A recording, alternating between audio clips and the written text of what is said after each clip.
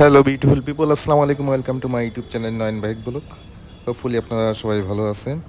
তো দেখতেই পাচ্ছেন রাস্তার কি অবস্থা।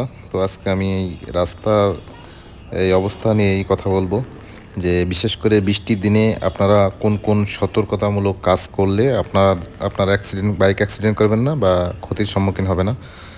দেখেন রাস্তার কি অবস্থা, এই অবস্থায় বাইক চালাতে হচ্ছে। তো এখন অফিসে যাচ্ছি। তো যাই হোক, বৃষ্টির দিনে এরকমের রাস্তা হবে, এটাই স্বাভাবিক। তো বৃষ্টির দিনে বাইক চালানো চ্যালেঞ্জিং হলেও সঠিক ও প্রস্তুতি মূলক কাজ করলে আপনারা নিরাপদ থাকতে পারবেন। তো বলি, এই বৃষ্টির দিনে যদি রাস্তা এরকম হয় বা বৃষ্টি নামে, তাহলে আপনারা কী কাজ করলে আপনারা বাইক অ্যাক্সিডেন্ট থেকে বিরত থাকতে পারবেন। তো প্রথমে আপনারা বৃষ্টির জন্য অবশ্যই রেইনকোট পরবেন এবং উজ্জ্বল রঙের রেইনকোট পরলে ভালো হয়। সেটা হলুদ বা কমলা রঙের হলে ভালো হবে। তো এবং এরপরে আপনারা হেলমেট এবং গ্লাভস পরবেন।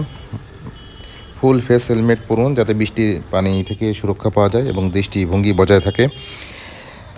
এরপরে আপনারা অ্যান্টিফগ ভিজর ব্যবহার করলে কনডেনসেশন কমে যাবে। তারপর জলধারী গ্লাভস হাতে ভালো গ্রিপ নিশ্চিত করে আপনারা ভালো গ্রিপ ইউজ করতে পারেন। পায়ে জুতা রাখতে পারেন এবং জুতা যেন শুকনা থাকে এবং যেন পানি প্রবেশ করতে না পারে, এরকম কেটস বা জুতা পরতে পারবেন। তাহলে আপনাদের যে পিচ্ছিল হওয়ার যে ঝুঁকি, সেটা কম থাকবে যদি ভালো জুতা ইউজ করেন। অবশ্যই এরকমের কাদা রাস্তায় অবশ্যই গতি সবসময় কমায় রাখবেন। আর স্বাভাবিকভাবেই এরকমের রাস্তায় আসলে ভালোভাবে বাইক রাইড করা যায় না। দেখেন কি অবস্থা, এটা হচ্ছে আপনার বেড়াইত বাড্ডা 100 ফিট রোডের। তো এখন আমি অফিসে যাচ্ছি, দেখেন এই অবস্থা। তো যাই হোক, বৃষ্টির দিনে রাস্তায় তেল ও ময়লা উঠে আসে, যা স্লিপের কারণ হতে পারে। তাই গতি কমিয়ে চালিয়ে এলে আপনার বাইক নিয়ন্ত্রণে থাকবে। স্মুথ ব্রেকিং করবেন সবসময়, হঠাৎ ব্রেক না দিয়ে ধীরে ধীরে ব্রেক প্রয়োগ করুন, যাতে পিছলে যাওয়া ঝুঁকি কমে। বড় পুকুর বা জলাবদ্ধতা এড়িয়ে চলুন, কারণ এগুলো পাথর বা গর্ত ঢেকে রাখতে পারে, যদিও এখানে এরকমের কোনো অসুবিধা নেই। এরপরে বৃষ্টির দিনে কীভাবে বাইক চালাবেন, পেইন্টেড লাইন ও ধাতব পৃষ্ঠ এড়িয়ে চলুন। পেইন্টেড লাইন, বিশেষ করে রেল লাইন, ম্যানহোল কভার ও ধাতব পৃষ্ঠ বৃষ্টিতে অত্যন্ত স্লিপারি হয়ে যায়, এগুলো এড়িয়ে চলুন বা খুব সাবধানে পার হবেন, ঠিক আছে।